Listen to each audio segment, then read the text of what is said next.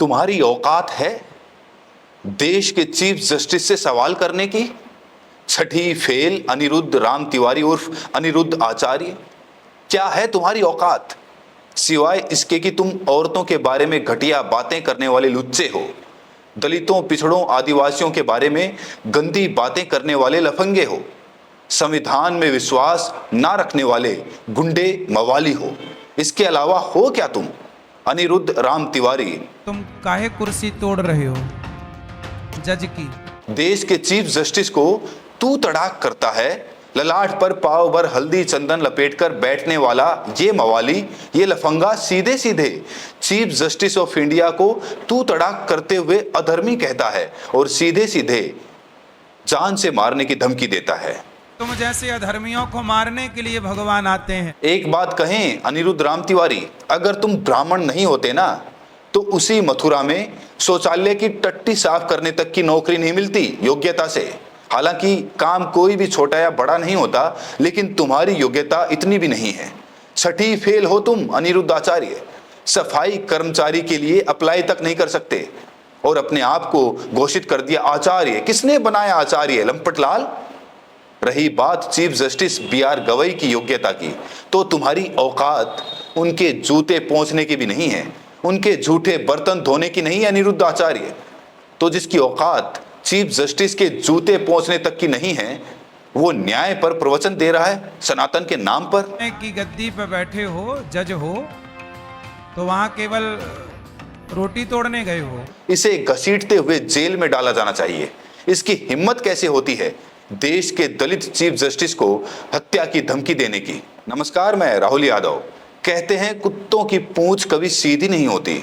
हालांकि ये कुत्तों का अपमान है, लेकिन छठी फेल अनिरुद्ध राम तिवारी उर्फ अनिरुद्ध आचार्य पर यह मुहावरा बिल्कुल सटीक बैठता है। ये गंदा आदमी औरतों के बारे में गंदी बात करने की वजह से लात खाते खाते बचा। माफिया मांगता फिर रहा था, लेकिन सुअरों की आदत, उनके सामने कितना भी साफ पानी का तालाब हो, उसे लौटना उसी कीचड़ में जाकर होता है। इसकी हिम्मत बढ़ते बढ़ते इतनी बढ़ गई कि सीधे सीधे देश के चीफ जस्टिस को न्याय सिखाने लगा। कह रहा है कि तुम सुप्रीम कोर्ट के चीफ जस्टिस के तौर पर कुर्सी तोड़ रहे हो। सब काम भगवान ही करेंगे तो तुम काहे कुर्सी तोड़ रहे हो? कुर्सी तो तुम तोड़ रहे हो। छठी फेल अनिरुद्ध आचार्य, शुद्ध मुफ्त खोर हो तुम। बिना कोई काम किए जनता को उल्लू बनाकर फोकट का तन माल उड़ाते हो। बिना कोई काम किए हुए भोली भाली जनता से ठगी करके पानी पीते हो और बिना कोई काम किए मौज उड़ाते हो। ऐसे मुफ्तखोर की ये हिम्मत कि देश के दलित चीफ जस्टिस पर कीचड़ उछाले।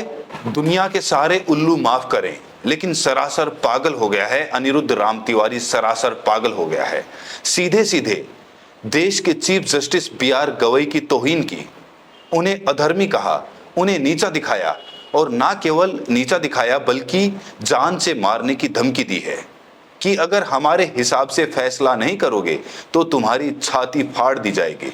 यही शब्द हैं इसके गंदे आदमी के। तुम्हें अपनी छाती फड़वानी है तो बताओ नरसिंह भगवान से,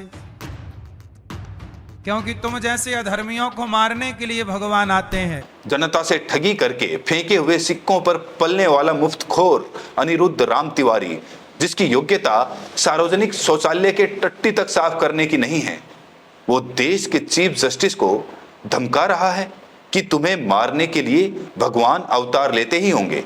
मवाली कहीं का। तुम अपनी कुर्सी काहे बैठे हो न्यायाधीश बन के? मतलब तुम्हारे जैसे टपोरी मवाली गुंडे तो आचार्य बनकर बैठ जाएं, करोड़ों कूट डालें और BR गवई चीफ जस्टिस की कुर्सी छोड़ दें। तुम्हारे जैसे गंदे मवाली की तरह जात का नहीं खा रहे हैं। हम फिर कह रहे हैं कि छठी फेल अनिरुद्ध राम तिवारी अगर ब्राह्मण नहीं होता तो किसी कार्यालय के शौचालय में टट्टी साफ करने तक की नौकरी नहीं मिलती। चीफ जस्टिस की डिग्री तक पढ़ने की औकात है तुम्हारी अनिरुद्ध राम तिवारी। जज बनने से पहले भी कॉन्स्टिट्यूशनल लॉ के एक्सपर्ट माने जाते थे जस्टिस गवई। तुम्हारी औकात है इसकी स्पेलिंग तक लिखने की? 700 से ज्यादा खंडपीठों का हिस्सा रहे, 300 से ज्यादा फैसले लिखे हैं। पढ़ोगे इनके फैसले? कोलंबिया और हार्वर्ड यूनिवर्सिटी में भाषण दिए हैं संविधान पर। दोनों यूनिवर्सिटीज की सही से स्पेलिंग लिख लोगे अनिरुद्ध राम तिवारी? अच्छा हाँ, तुम तो छठी फेल हो ना। हाँ, लेकिन संविधान की खूबसूरती देखो कि तुम किसी लुच्चे लफंगे की तरह देश के चीफ जस्टिस की हत्या की धमकी दे रहे हो। ये हक भी तुम्हें उसी संविधान से मिला है। किसके भरोसे बैठे हो कि जज न्याय करेगा? कहाँ न्याय कर रहा है जज? तो क्या तुम्हारी तरह के लफंगे और मुफ्तखोर न्याय करेंगे अनिरुद्ध राम तिवारी? तुम्हारी तरह के पाखंडी, मक्कार और धूर्त न्याय करेंगे? तू समझता भी है न्याय, संविधान और लोकतंत्र? अच्छा हाँ, तुम तो महिलाओं के बारे में गंदी बातें करने के एक्सपर्ट हो ना। ऐसे ही नहीं पढ़े लिखे तमीजदार लोग तुम्हें लुच्चा कहते हैं। लेकिन जानते हैं जो आदमी सुलभ शौचालय की टट्टी तक साफ करने के लायक नहीं है, उसे देश के चीफ जस्टिस की योग्यता पर सवाल उठाने की हिम्मत कहां से मिलती है? जाति से। ये ब्राह्मण है और चीफ जस्टिस बी.आर. गवई दलित। दलितों को लेकर इस गंदे घिनौने आदमी की गंदी घिनौनी सोच के बारे में पूरी किताब लिखी जा सकती है। अगस्त 2025 में एक कथा के दौरान इस लफंगे ने नौकरियों में दलितों पिछड़ों की भागीदारी के सवाल पर कहा था कि गीदड़ के पेट से शेर कैसे पैदा होगा? वर्ण व्यवस्था के अनुसार सबको अपने स्थान पर रहना चाहिए। सोचकर देखिए कि जब ये छठी फेल गुंडा एक दलित को देश के चीफ जस्टिस की कुर्सी पर बैठा देखता होगा तो इसके तन बदन में कैसी आग लगती होगी। जो न्याय है, उचित है कि मंदिर था, मूर्ति तोड़ी गई मुगलों के द्वारा, तो वहाँ मूर्ति खंडित पड़ी है, तो खंडित है तो उसे मूर्ति स्थापित किया जाए। इतनी सी बात। इतनी सी बात। छठी फेल अनिरुद्ध राम तिवारी 16 सितंबर 2025 के उस मामले की बात कर रहा था जिसमें खजुराहो की एक विश्व धरोहर में याचिकाकर्ता ने मूर्ति लगाने की बात की थी। जस्टिस गवई ने कहा था संभव नहीं है क्योंकि ये संयुक्त राष्ट्र की धरोहर है, पूरी दुनिया की धरोहर है और भारतीय पुरातत्व विभाग यानी ASI की मंजूरी के बिना वहां एक तिनका भी ना जोड़ा जा सकता है ना घटाया जा सकता है। याचिकाकर्ता अड़ गया था कि मेरे और विष्णु के बीच में मत आइए। उसी पर जस्टिस गवई ने कहा था कि फिर विष्णु जी से ही करवा लीजिए क्योंकि संवैधानिक और कानूनी तरीके से तो संभव नहीं है। अनिरुद्ध आचार्य ठहरा लंपटलाल।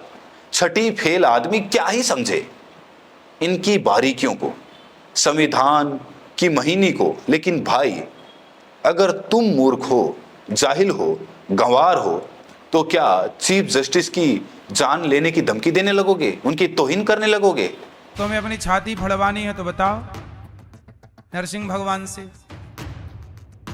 क्योंकि तुम जैसे अधर्मियों को मारने के लिए भगवान आते हैं। घटिया आदमी, तुम इतने गंदे हो कि लाख हल्दी चंदन पोतने के बावजूद तुम्हारे रोम रोम से दुर्गंध आती है। बांस मारते हो तुम किसी गंदी नाली की तरह। संविधान से नफरत की दुर्गंध आती है, लोकतंत्र से नफरत की दुर्गंध आती है, इंसानियत से नफरत की दुर्गंध आती है, बराबरी, न्याय और प्रभुत्व के बाबा साहेब के प्रभुत्व विचार से नफरत की दुर्गंध आती है तुम्हारे बदन से। कोई और देश होता तो इसकी बेहूदगी के लिए पुलिस इसे अब तक घसीटते हुए जेल में डाल चुकी होती। ये भारत है, यहाँ संविधान की व्यवस्था चलती है, इसीलिए अब तक खुलेआम प्रवचन बांटते फिर रहा है। इस वीडियो में इतना ही। अगर आपने चैनल को सब्सक्राइब नहीं किया है तो बुद्ध इंस्पायर्ड को सब्सक्राइब जरूर करें और अपनी प्रतिक्रिया जरूर दें कि आपको ये वीडियो कैसी लगी और अनिरुद्ध आचार्य के बारे में आप क्या सोचते हैं। देश के किस कोने से आप ये वीडियो देख रहे हैं, प्रतिक्रिया जरूर दें। बहुत बहुत शुक्रिया।